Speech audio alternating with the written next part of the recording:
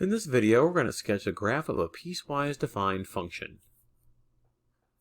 So we've got the function f of x equals 1 over x squared if x is less than or equal to negative 1, and negative x squared if x is greater than or equal, greater than negative 1.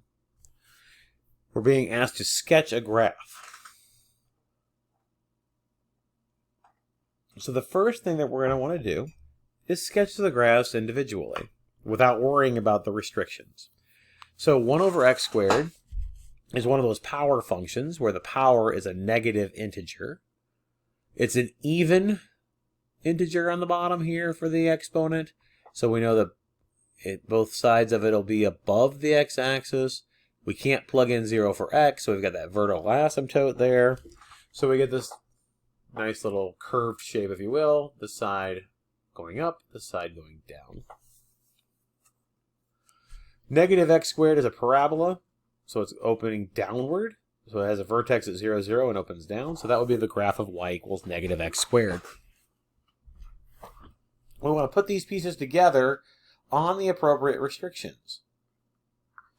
So for 1 over x squared, we want x coordinates that are less than or equal to negative 1. Here's x equal to negative 1. We would start here and only want this piece. We don't care about any of this stuff over here, because we're only worried about 1 over x squared when x is less than or equal to negative 1. So it would start at negative 1 and go to the left. Okay. We also put a closed circle at the point negative 1, 1, because it was less than or equal to 1. So that's where this piece is coming from. Closed circle because it was equal to. We'll keep it at negative 1, and we're drawing the piece to the left because we're less than negative 1 on that part. For the other part, we want greater than negative 1. So if we go back to the original graph, here's negative 1. We want this piece. We don't care about the left. We care from here over.